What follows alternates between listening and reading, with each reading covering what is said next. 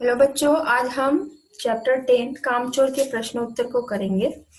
तो यहाँ पहला प्रश्न है, कहानी में मोटे मोटे किस काम के हैं, किन के बारे में और क्यों कहा गया है। तो कहानी में मोटे मोटे किस काम के हैं, लेखक और उनके भाई बहनों के बारे में कहा गया है, क्योंकि वे लोग इतने कामचोर थे कि हिलकर पानी भी नहीं पीते थे। मतलब खुद उठकर एक गिलास पानी भी नहीं पीते, सब काम उनके नौकर करते थे। दूसरा प्रश्न है, बच्चों के उधम मचाने के कारण घर की क्या दुर्दशा हुई।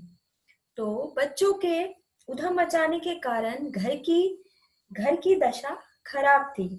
कहीं मटकी गिरी थी तो सारा घर धूल से अट गया, झाड़ू के पुर्जे उड़ गए, घर में कीचड़ कीचड़ हो गया। प्याली की खीर दादी के दुपट्टे पर, अम्मा की सफेद दूध की चादर पर मुर्गी के पैर के छाप थे। मुर्गी, भेड़ भैंस सब बेकाबू घर को तीतर पुतर कर दिए।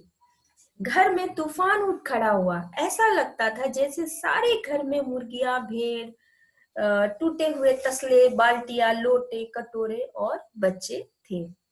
तो इस तरह से घर में बच्चों के उधम मचाने के कारण घर की दुर्दशा हुई। तीसरा प्रश्न है, या तो बच्चा राज कायम कर लो या मुझे ही रख लो। अम्मा ने कब कहा और इसका परिणाम क्या हुआ। तो ये जो वाक्य है, घर की हालत बहुत बुरी थी। जैसे लगता था तूफान आ गया था। जैसे सारे घर में मुर्गियां, भेड़े, टूटे हुए तसले, बाल्टियां, लोटे, कटोरे और बच्चे थे। यह देख अम्मा ने आगरा जाने के लिए सामान बांधने लगी। तभी उन्होंने कह दी, या तो बच्चा राज कायम कर लो या मुझे रख लो, नहीं तो मैं मायके चली। और इसका परिणाम यह हुआ कि अब्बा ने सबको कतार में खड़ा करके पूरी बटालियन का कोर्ट मार्शल कर दिया और कहा, अगर किसी बच्चे ने घर की किसी चीज को हाथ लगाया तो बस रात का खाना बंद हो जाएगा। और तभी से लेखक और उनके भाई बहन ने निश्चय कर लिया कि अब चाहे कुछ भी हो जाए, हिलकर पानी भी वे नहीं पिएंगे।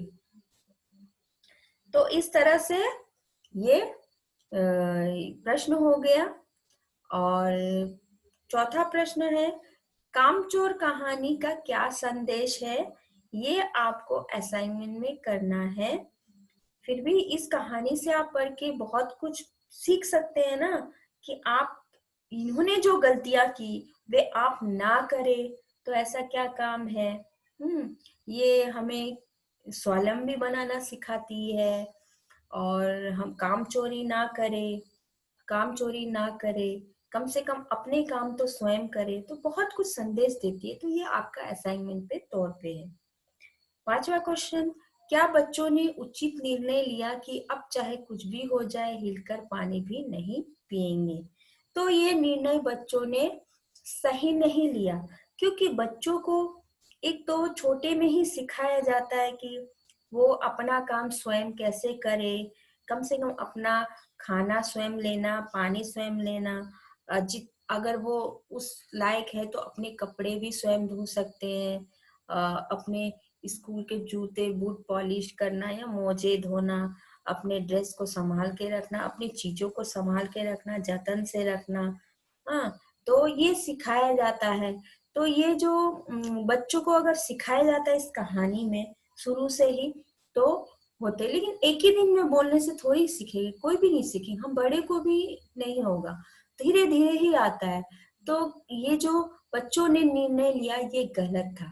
कम से कम इन्होंने ये सलीका सीखना चाहिए। हम कोशिश करेंगे कि हम धीरे धीरे सीखकर हम सीख जाएंगे, या अपने बुजुर्गों से, अपने बड़ों से उन्हें कहना चाहिए कि आप हमें सिखा दे किस तरीके से, किस लिहाज से हम करें।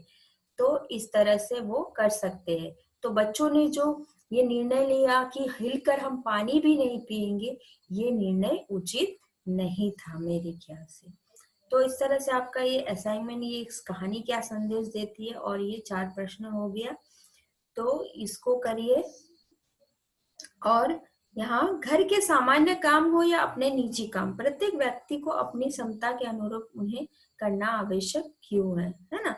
क्योंकि हमें दूसरों पर डिपेंड नहीं होना चाहिए, हमें अपना काम स्वयं करना चाहिए और हमारे अंदर वो क्षमता है, तो हम क्षमता के अनुरूप जो काम कर सकते हैं वो करना आवश्यक है। इससे क्या होता है कि अगर हम ना करें तो हम आलसी हो जाएंगे, कामचोर हो जाएंगे और धीरे धीरे हमें उसकी लत लग जाएगी। तो हम अपना स्वयं काम भी करेंगे तो हम स्वावलंबी भी बनेंगे और हमारे अंदर काम करने की क्षमता का भी विकास होगा। ठीक है, और अगर कहीं दिक्कत है तो कहिएगा।